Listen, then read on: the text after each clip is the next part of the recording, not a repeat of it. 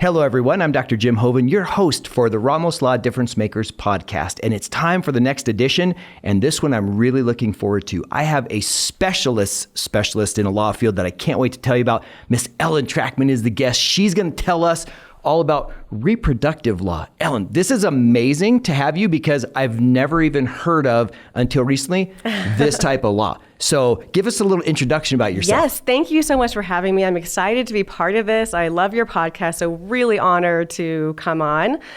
So I am a lawyer, and I specialize in assisted reproductive technology law, very, very long term for it. In the field, we shorten it to ART or ART law, which can be very confusing because it's not statues or paintings. No, it is helping people with conception and reproduction and all of the legal pieces that now have come from that.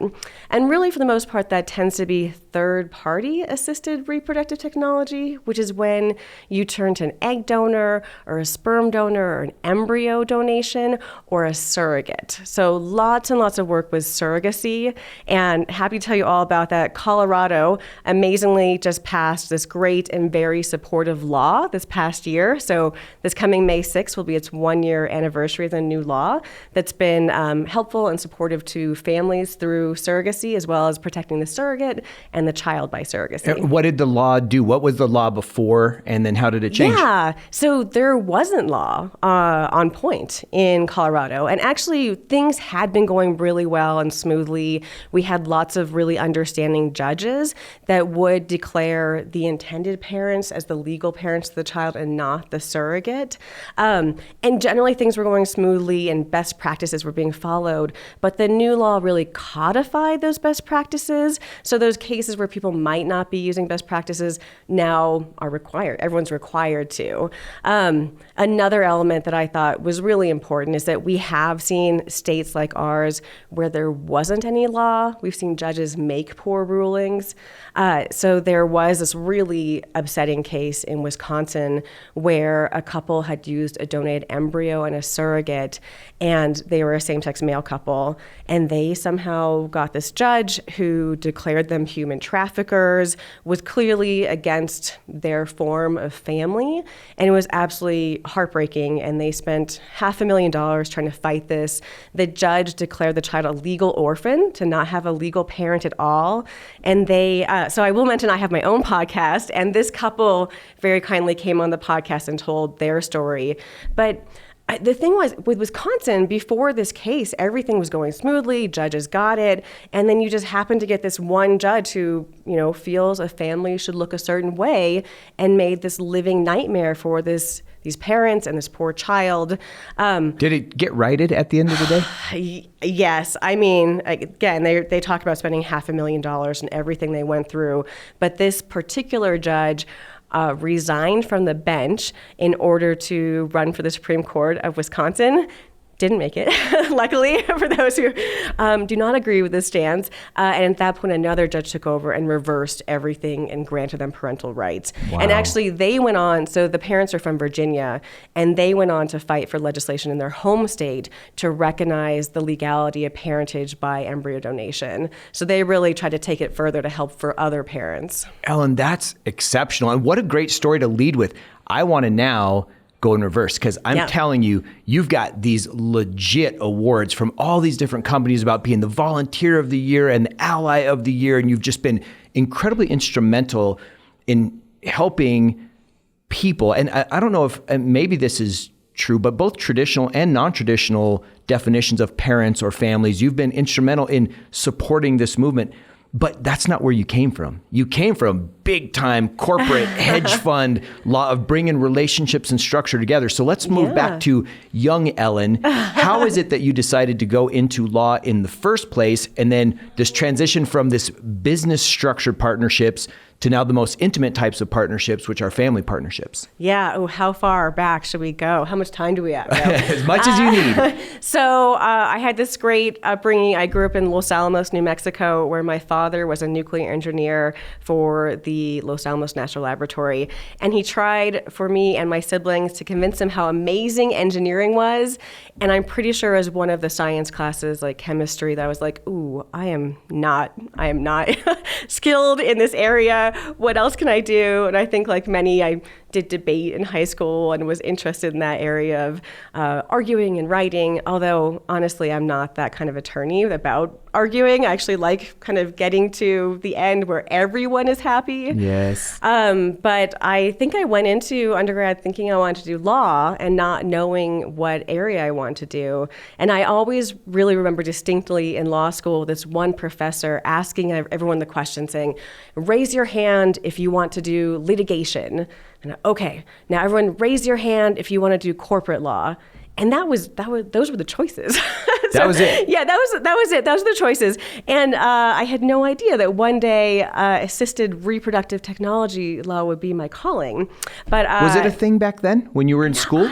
I mean, I think technically there was the beginning of some of this technology and children being born that way, but it definitely wasn't really this developed area of law. I mean, still very much developing where attorneys specialize in it. So I would say no, it was not.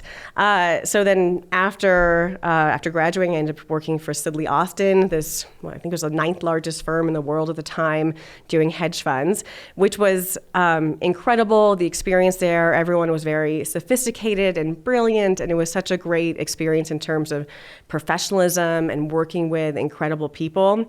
But I also wanted to do something that personally felt more meaningful. So I know you guys talk about difference makers, something that really felt like it was making a difference in the world. And I will say, while I was working on hedge funds is when there was this recession, and a lot of it was blamed on hedge funds.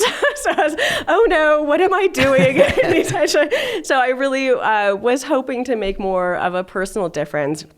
And that time, while I was working as an attorney, I really was witnessing people that I really cared and loved go through infertility. So my sister was one of them, and she is on this podcast. She co-hosts my podcast with me. And what's the name of the podcast? Get that out there. Thank you. Yes. The name of my podcast with my sister is called I Want to Put a Baby in You. I know. I love it. I had to hear you say it. It's so cool. All right. Yeah. So if you look for it, the logo is a sperm wearing headphones. So totally normal.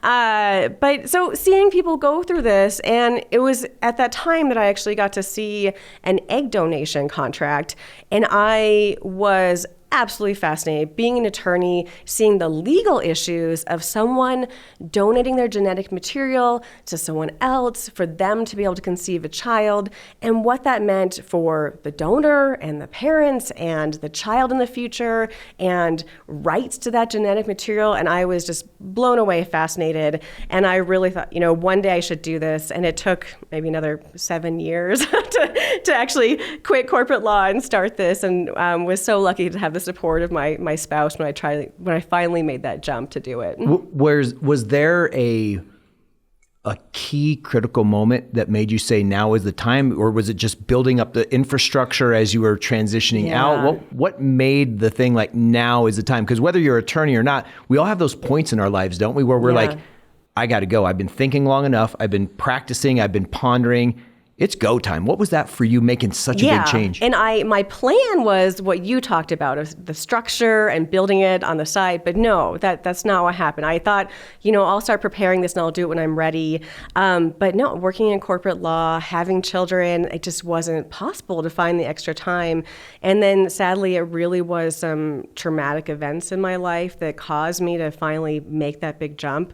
So I had a brother, actually I've had 2 brothers who took their own lives. Oh, I'm sorry. Incredibly sad and tragic for our family. And then I also happened to lose my grandmother at the same time period where I lost a brother, lost my grandmother. I had to have knee surgery. It was like all this like terrible 2-month period. And then I was forced to be away from work because of this knee surgery. And I was actually watching TED Talks. And I think it was one of the TED Talks that was like, don't regret your life. And I was like, that's right. I need to just do this because it would never be the right moment, right? It's so hard to leave this kind of secure job of something you knew to go into the unknown. And luckily, my craziness of like, I'm just going to do this, I'm just going to quit and start this, my family supported me, and I did it. So that was amazing to then really just do a deep dive of learning everything I could about the law, connecting with anyone and everyone with connections to it who would talk to me, going to the conferences, and building an expertise in the area. How long did that take? Did you have a good amount of information and skill set and knowledge base before you made that jump? Or were you pretty much like, well, I know this is what I want to do, but I got no idea how to do it? Yeah, I mean, I'd been reading everything I could and finding what I could, although that really truly was limited back then, and it was really only 10 years ago. So now there's a little bit more material for those interested in going into the area. And some of my colleagues even wrote a book about starting an assisted reproductive technology legal practice. So I didn't even have that tool that now is available, but I was really just learning everything I could and then building from there as I went. Impressive. And, you know, one thing that really took me as I was kind of learning more about all this was this statement. It says, the legal system hasn't caught up to reproductive technology. Explain what that means. Give our audience an example of what that looks like. It's so true. So one example that is about to be fixed, knock on wood, that there is legislation in the works. It looks like it's going to be passed. Even Colorado law that talks about an egg or sperm donation uses this language that a wife with her husband's consent. And even as like a liberated woman, I feel, kind of offended by this language of like, oh, my husband's consent. I do what I want, Forget me. I mean, there are so many families are formed in different ways, whether it's a single parent or a same-sex couple, and the law wasn't specifically including them. And sometimes case law fixes that and there's a way around, and other times it doesn't, where if you're a single parent, maybe you don't have the protection of the law, and that could lead to real consequences. There's also just, absolute inconsistency across states as legislatures and courts try to struggle with this new technology and what it means. So one example is even the mere definition of what is an embryo under the law. Is an embryo a person? Is it property? Is it something in between? And we see all along the spectrum where in Louisiana, there is a law that says that embryos are juridical persons that can sue and be sued, which is pretty crazy that your frozen embryo can sue you. That's right. And a non-conscious, non-sentient. Yes, Wow. And we've seen it happen. There's a case that well out there. Sofia Vergara, the famous celebrity actress who was on Modern Family, she had gone through IVF with her fiance at the time, and they had 2 remaining embryos when they had split up, and he was taking every legal action possible to be able to use the embryos against her wishes. And was that a hate thing? Like he wanted to get back at her, or he was wanting to have kids, or what was his motive behind that? I think so. He wrote this op-ed for the New York Times where he talked about really believing the embryos to be his daughters, and he named them, and he really wanted to bring them to life. So, in the best light... For him to raise. Yeah. So in the best light possible, hopefully that was truly his intention and thinking. So he set up a trust in Louisiana for the embryos and had the embryos sue Sofia Vergara to be brought to life. Which is pretty crazy. Super crazy. Yeah. So the case was dismissed because none of them lived in Louisiana. The embryos weren't in Louisiana. But it really leaves this question: if there had been jurisdiction, could it force someone to be able to use embryos against someone else's wishes, given the law? Wow. And so the fact that they were fiance, would it change if an embryo is considered property? And if there's 2 of them and you're a husband and wife and you're supposed to split property, would that mean one gets one and one gets one? Or what would happen in a situation like that? Or is it really, again, state to state and law to law? I mean, in theory, but it is really state to state, and many states don't have laws. And then the courts are dealing with it, doing their best with the given law they have. But it's pretty common that a couple might split up or divorce when they have remaining embryos and may not agree what should happen to them. So Colorado had its own case that went to the Supreme Court where they had to decide what was the proper way to analyze these disputes. And part of the argument was what are appropriate factors to balance the interests between the parties. And our Supreme Court said, the appellate court had used inappropriate factors in that consideration, that they had looked at the financial situation of the mother, the Mrs. Rooks, in this case it was the Rooks case, that whether she was financially in a good place to have another child. And the Supreme Court said that's not appropriate to consider someone's financial situations in deciding whether they have a higher interest to these embryos. Also, the fact that they already had children, they thought that was inappropriate as a factor by itself, and as well as whether she could just adopt. And they said that's not appropriate to say, oh, you could just adopt, and that's a factor weighing against you. So these tend to be very difficult cases of weighing two parties' interests when they have, embryos and don't agree what should happen to them. Well, I guess maybe in a different vein of that same conversation, as I was looking through the website, I saw a really cool picture of a couple with a person in between who would be the surrogate. And I have the oven, and they have t-shirts on that say, we have the bun, or she has the bun, or so, just something like she was a surrogate and they were the family that was going to be coming together. There has to be this interesting dynamic and these facets between the people donating, the people being a surrogate, people becoming parents. Like, no matter what direction or combination of those elements you put together, it's got to be interesting. Is that where you come into play to try to make sure that those relationships start good and stay good? Yeah. So on one side is the legal side, with me as the attorney representing someone in a contract and getting a court to recognize parents. But I also co-own a surrogacy matching and support organization called Bright Futures Families that Jennifer White, my sister, is the director and runs, and locally known as Colorado Surrogacy.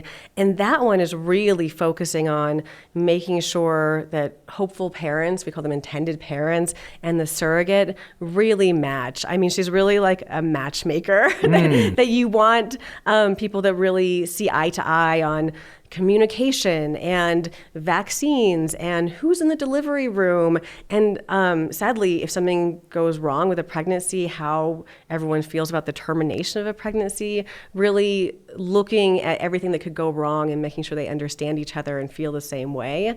But on the legal side, even, when I was saying arguing in undergrad, in college to lead myself to law, I mean, for our contracts and representing intended parents and surrogates, we aren't trying to squeeze every cent out of the other side or make sure someone wins the contract. It's really protecting everyone's rights, protecting the relationship, making sure everyone feels comfortable with the terms and understands them. So it tends to be much more of protecting the relationship in each of the parties versus someone winning. But that relationship can be so amazing and special. We have been so lucky to work with so many women who volunteered to be surrogates. And I think Do they typically know the person they volunteer for? Or they're just saying, I'll be a surrogate if I find the right person? What's the dynamic? So for a lot of what I see from the legal side, I get a lot of what we call independent matches, where people have a woman has volunteered for someone she knows or a friend. But then there's just a lot of women who volunteer and that says, I want to do this for someone. I don't know who, but pair me with someone who needs this. And that's where the agencies kind of come involved and do the matchmaking to pair them. But a lot of people on the outside don't really get it. Like, why would you go through pregnancy for someone else? And the women who do this are some of the most incredible people you've ever known, where you have to already be a parent to be a surrogate. I was just going to ask that. So they understand kind of like how magical and amazing and fulfilling as humans to so many of us parenthood is, and are absolutely heartbroken that someone might not get that opportunity because they medically can't carry a child. And to put themselves in that position of going through a pregnancy, of injecting themselves with these shots and hormones, going through a delivery for someone else, to see someone else have that magic of being a parent is just absolutely incredible to get really to play a small part and to witness that. And with your role, would you be representing one party of two in the deal, or are you kind of like for lack of a better term, negotiator, a broker, an attorney for both sides to just make the thing work, to make the deal right? So both sides must have independent legal representation. Okay. So when we represent a party in a surrogacy arrangement, we're either on the intended parent side or the surrogate side. So it's not, sometimes we get the intended parent, sometimes we get the surrogate. I'm absolutely honored to be on either side, but it can never be both. There's always another attorney and part of this communication, this negotiation, and getting to a good contract that everyone understands. Well, I'll tell you, you have quickly become one of my heroes, and I'm going to tell you why. Thank you. One of the things I love most in life is being able to share a message with people. If it's a message that I feel really compelled or really passionate about, and there's an audience that wants to learn about that, just something that really fills my soul. And you gave a TED Talk. And so I only know personally one other person that has done a TED Talk, another dear friend of mine. And so I just so am enamored with doing TED Talks. And you did one, and I watched it. And so can I confess something? Yeah. I cannot bring myself to watch it. So, even, I don't know if you listen to your own podcast, but I do not. I'm better with the podcast, even though I'm certainly very critical of myself, like, why aren't you forming an actual sentence? But somehow the TED Talk is another level where I haven't been able to watch the whole thing yet. I'm the same way. I do not go back and replay and redo, probably to my own detriment, because I could probably be a lot better if I were listening to it to audit it for that, but I never do that. So I can appreciate that, but I will tell you, you brought up some amazing concepts in that short 15-minute talk that you did that I thought was really powerful. And one of the craziest things I ever heard of was how you kind of led the talk off with the father who was going to be dying potentially at some point and giving his DNA. I don't even know exactly how this works. Maybe you can share it. But then he said, well, hey, perhaps, down the line, even though I'm not here, my child can come up into the world, and it created all this havoc and all that kind of stuff. That was bizarre. Tell us about that kind of a thing. What's that situation about? Thank you for bringing that, because that is actually one of my favorite areas of this law to talk about, because it is truly fascinating to think about posthumous conception, where a child can be conceived from someone's DNA, from someone's reproductive material after they have passed away. And thanks to assisted reproductive technology, we're seeing it more and more, where someone could have sperm retrieved or eggs retrieved or embryos formed and cryopreserved, absolutely normal and standard part of IVF, but someone might pass away and they may have intentions for their spouse or partner to still move ahead with becoming a parent with their reproductive material. And even beyond that, there's also what we call post-mortem retrieval, where tell me about that. You can, I've never heard that. I know you have lots of amazing doctors in this. I'm not the doctor, but I do know from all these cases and these reports that you can retrieve someone's reproductive material within a short time period after their death. So we've been seeing more and more people who might lose a loved one, and sometimes the couple were in the depths of IVF or had really been talking about it, and maybe if sperm retrieval, of course, is easier than the other side, but we've seen it come up where someone dies and they're asking that their reproductive material be retrieved to give them hope and the possibility of having children in the future.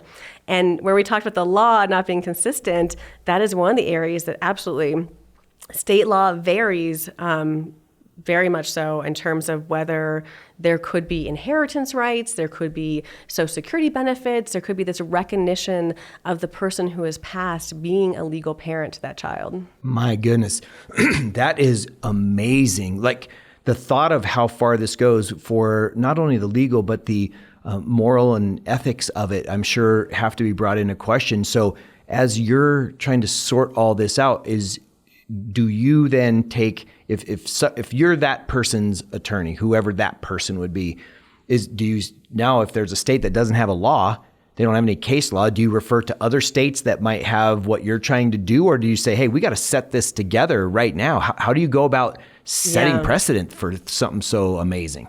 Yeah, and there have been a couple cases that have started setting that precedent. So one of the arguments that has won the day a couple times is to look at the Uniform Anatomical Gift Act, which is kind of that standard organ donation. All of us go to the DMV and we say whether or not we'd want our corneas or our heart donated upon our death. And some hopeful parents have argued that, hey, this person I love that passed away, they said they wanted to be a donor, and that includes tissue, which includes reproductive tissue. And a couple times that's won the day, that the judge said, yes, we agree that does allow that the next of kin to make a determination about a donation of tissue from that person. Wow. Now, what about this? So now my mind is spinning, right? What if it gets put in a will that this is something that you want? Then all of a sudden the people divorce and then the will isn't adjusted.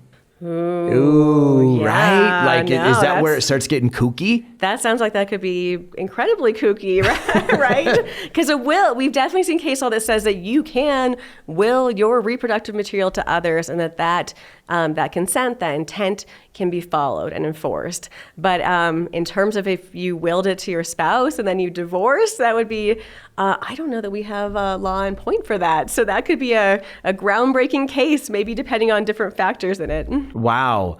And is there anything that limits this kind of, I don't want to say behavior, this kind of activity of being able to take these amazing technologies and bring new beautiful souls onto the planet? Is it restricted by country? So we have state laws, but what about international? Because I know international adoption, and I want to get to adoption here shortly. International adoption is a different deal than adoption here in the U.S. Is it the same thing for this kind of thing? So there are definitely varying laws from different countries on so many different aspects of assisted reproductive technology. So one thing that we've seen is that in the United States, it tends to be more freedom for parties to choose how to reproduce, less regulation. And one of the elements that we've seen where it actually is really concerning that we don't have the same kind of regulation in other countries is some sperm donors we found in the past may have been really used by a lot of recipients without knowing that the sperm bank was using someone with such popularity. And so now that there's DNA testing, donor conceived persons are taking a DNA test and being like, whoa, I have 200 siblings. Wow. Like that is like these kind of mind-blowing things. And they have, the donor conceived persons, there's a number of organizations that have been really trying to fight and be heard that this is not an acceptable practice, that it prevents them from having, substantial relationships with their siblings, that it also concerns them that they could meet and fall in love with a sibling and not know it, not having access to who their donor was. So anonymity is also an issue. So some countries, like parts of Australia, have gotten rid of anonymity to say that a donor conceived person must have access to know who their biological parent was at some point. So generally at 18, that they have access to that. So we don't currently have that kind of regulation in the United States, and we don't have regulation. So there are guidelines by certain organizations that say, you shouldn't have one donor donating more than a certain number of times. I was wondering that. But very hard to track that or follow that without any kind of national registry or the structures to do that. But other countries do have that, where they say, one donor can't donate more than 5 times or 10 times. But even in those countries where they have that, we've seen nightmare cases where donors get around it. And there's one man in Europe who's said to have, fathered 1,000 children because of his prolific donations. And in that case, is the donor doing that for money? Like you go and give a donation, like a blood donation, you get a cookie, some orange juice, and a check. Like, why would someone donate that many times? I don't think that that's the motivation for donors like that. And we've seen, so I will say one of the podcast episodes, we did donate we did We did interview a private donor, so this man who was very much out there saying, I have good genes, I'm happy to help people have children, and was a pretty prolific donor. And he did not do it for money, he did it for free. And I suspect that the European gentleman who has 1,000 children had similar practices where it probably wasn't for money. I think some people have this motivation to spread their seed. Legacy. How to put Legacy. it, I want to think, donors are amazing, and you want to give them the best, hopefully see things in the best light, that they are helping others, helping someone achieve the dream of being a parent. But at some point when it's 1,000 children, you might think there might be something beyond that is motivating them. Is there a shortage of donors? Like, I know I get requests all the time to donate my blood, right? Hey, we need you. You have this specific type of blood. We really need that. Will you come in and help? Is that the same thing in reproductive medicine? Yes, I think that is an issue. And I know we have a local sperm bank, and I was talking to the owner recently, and she was saying how, especially with COVID, donations were way down. Maybe just part of being in person or kind of the world changing and everyone isolating, that there were much less people donating. I've honestly never heard a campaign about come help humanity by donating egg or sperm.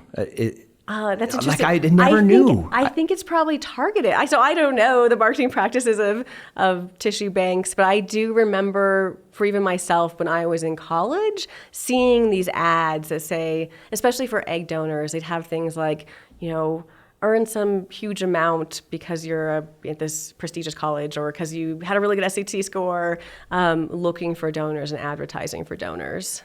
Is there a lot of truth that you see? Now I'm going maybe more into the medical side, so if so, let me know. In that there is so much this matching of, I want my kid to have someone who had an IQ of this, or be muscular, or be thin, or be like, is there this try to matching of these items genetically? We have interviewed a lot of intended parents, and I often can't help myself from asking that question of, when you looked for your donor, what did you look for? And was it all about looks? Was it something else? And I would say most people do say that number one was health, that they wanted a donor who was healthy. They wanted to hopefully spare their child from genetic medical issues that could come up. But then you also see people who do feel strongly about the education level of the donor, or looks certainly come in. I feel like height is a big one where, people want tall, or the other really common one is that people want someone who looks like them, where they want their child to fit in with their family and not necessarily be questioned by strangers that child isn't theirs or doesn't look like them. So often it's a natural, I want to have a normal family, to not be questioned by others, and to enjoy parenthood. And sometimes that means trying to find a donor who looks similar to those in the family. That's really interesting, and it makes sense, right? If you're in that position, that makes sense.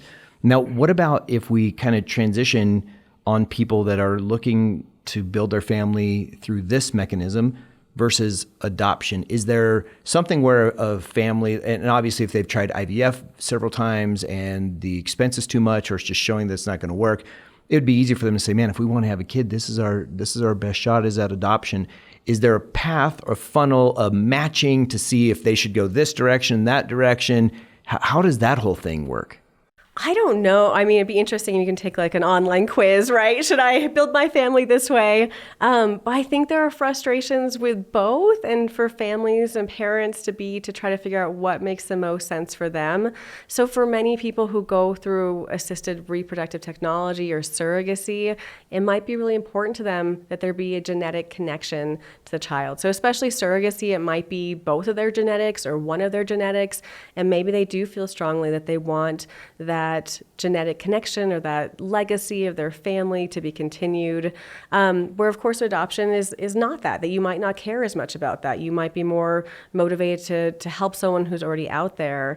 I've certainly seen people go different ways where assisted reproductive technology and fertility treatments don't work out, and so they then go to adoption. And we've seen people the other direction where they're on, wait lists for adoption for years and years and not being seeing success or becoming parents from the adoption route, and then they go back to assisted reproductive technology and look at those options to be parents. So I think a lot of it's just personal, as well as kind of finding the path that works best for them and that feels right to people who want to be parents. Makes sense. And do you and your law firm work on the adoption side a lot as well? So I will say most of our work is assisted reproductive technology. Most of the adoption we do tends to be kinship or step-parent adoptions. And there is this really interesting element where adoption and assisted reproductive technology really kind of legally get muddled. So if you were to give birth to a child, you tend to be presumed a legal parent to that child. If you are married to a woman, then that your spouse tends to still be presumed a legal parent, regardless of being a man or a woman, not based on gender because of marital presumption. But what we found is not every state recognizes that. So there's been these nightmare cases where maybe two people are on the birth certificate, but another state or another court doesn't recognize one of them as a parent. And part of it stems from a birth certificate being an administrative document that other states don't have to follow. So then we have to encourage parents to adopt their own child, in essence. Yeah. Wow. And I will say this really came to light in Colorado recently because we have this amazing representative. So Representative Danae Esgar, who is the House Majority Leader, and she went through reciprocal IVF with her wife. And that means that her wife had her eggs retrieved, so her genetic material retrieved. They used a sperm donor, and then the representative carried their child to birth and gave birth. So one of them is the birthing parent, and one of them is the genetic parent, but they didn't have the same legal recognition or standing throughout the country. So she talks about how her wife had to adopt their child to have that legal recognition throughout the country, to have that full faith and credit recognition. And how offensive it was to them. No kidding. To go through fingerprinting and background checks to, be background checked to be determined if you were an appropriate parent for your own child. Incredibly offensive to them. And they had to go through a hearing for it.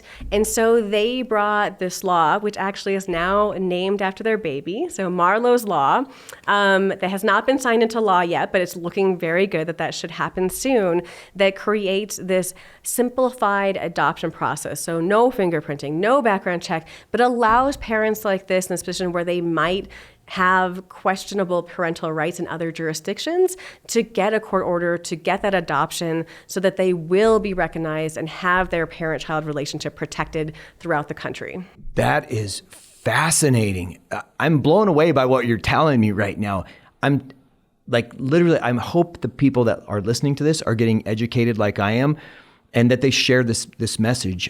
I know if you were looking at the state of what we're talking about with reproductive protection of the unborn through any number of ways, and the protection of families, frankly, is there something that people need to watch for, buzzwords, look at, so that they can make sure the information they're getting here, they pass this along? What is happening right now in trends in this area of the law?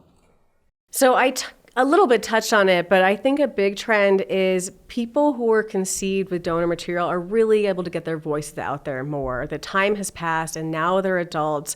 And I think one of the biggest lessons for hopeful parents who need to turn to an egg donation or sperm donation is that really there is evidence that openness tends to be in the best interest of their child. So, 30 years ago, the doctor would say, don't tell your kid, just raise your kid like your own. Don't even mention there's donor genetics involved or donor material. And we hear lots of stories where people feel like there's something that they didn't fit in or something. And then later they find out and they feel like there was something wrong with the donation, something wrong with them. There's something not okay about it, that why else would they keep it a secret from them? So there really is this kind of these voices coming out that it is so much better to be open with your children. And there's lots of like amazing children's books coming out to explain like, hey, we really wanted you, but we were missing a piece, and kind of like on a child appropriate or age appropriate level, explaining kind of what they went through and like how wanted and loved they are, but they needed help. And here's how that worked. And yes, there are genetically connected persons to you out there. And this is what it means to us and to you. So I think kind of educating people to really think about the future implications for your child and what it's going to mean to them is so important. And I think people are getting that, where when people realize they need to turn to a donor, they've been doing more research and being like, okay, maybe it is best to make sure I use an open donor who is open to contact in the future, because maybe my child won't care who their donor was. Maybe they don't want to contact them, but maybe they will be really curious. Maybe that's important to them. And I want to find someone who will be able to honor their wishes and support that in the future. That's beautiful. Beautiful.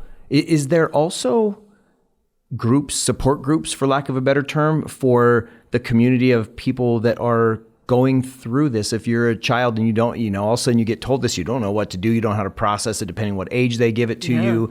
Is there groups that work through that together? We have definitely been seeing people start groups and find support and kind of band together. So We Are Donor Conceived is one of the groups I've seen speak at different conferences.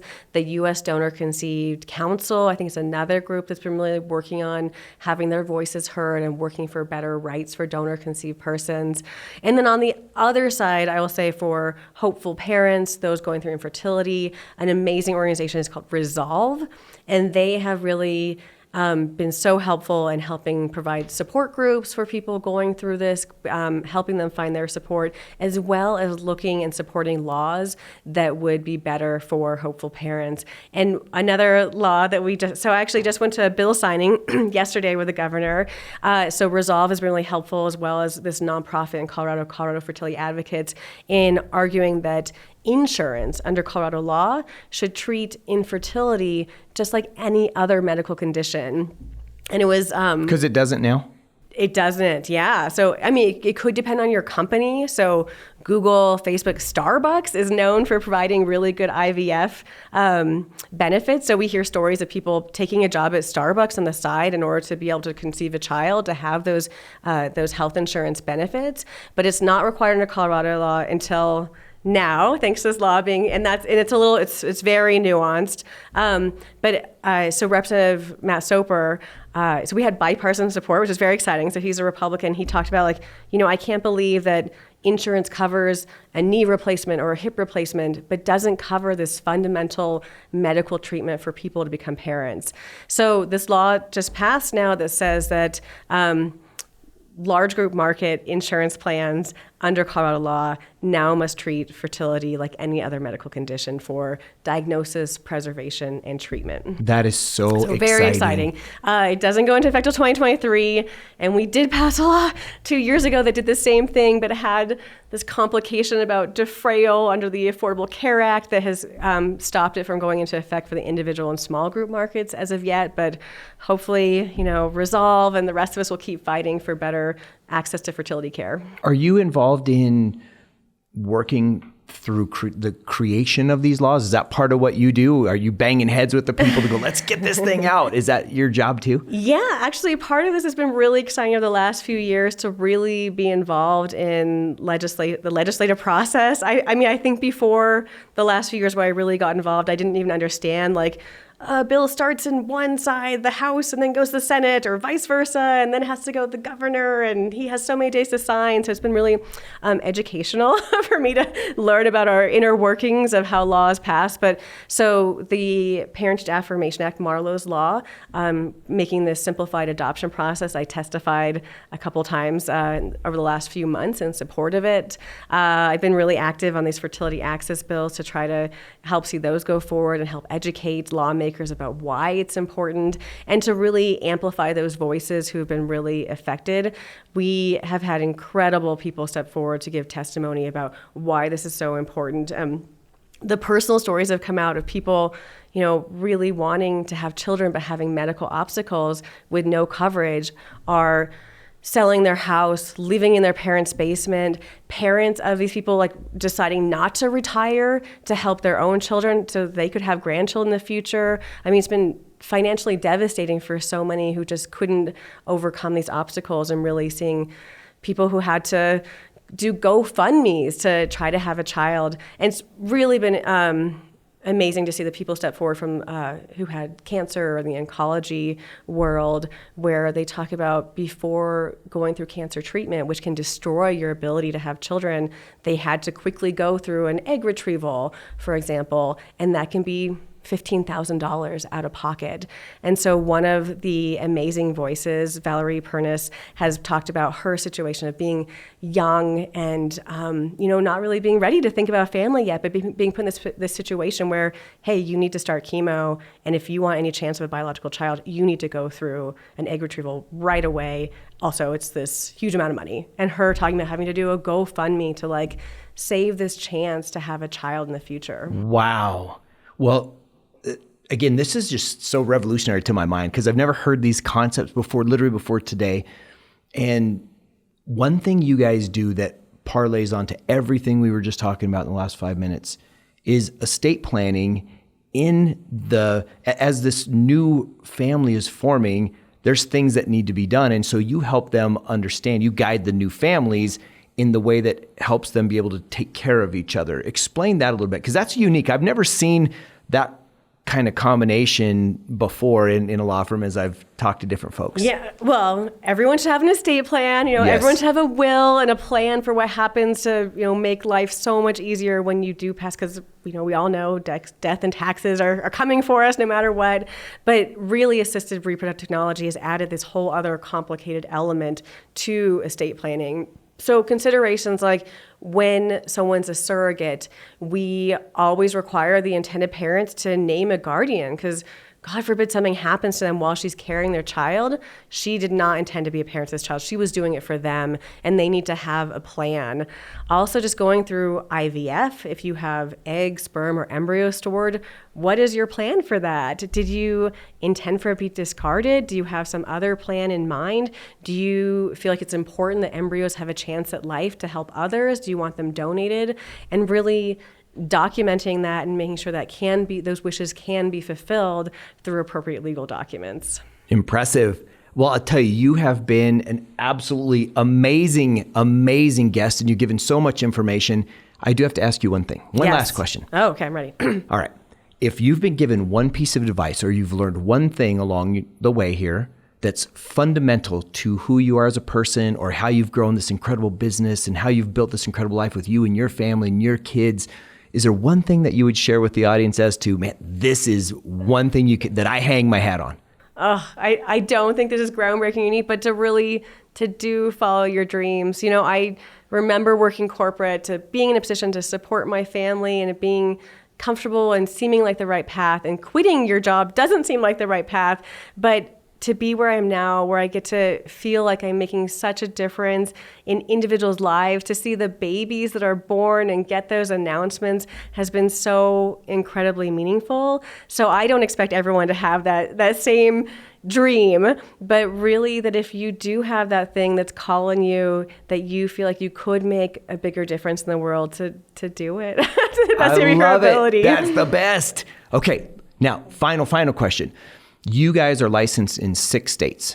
Yes. So I live here in Denver, Colorado, but I'm licensed here in Colorado. I grew up in New Mexico, licensed in New Mexico since 2006. So continue to practice there.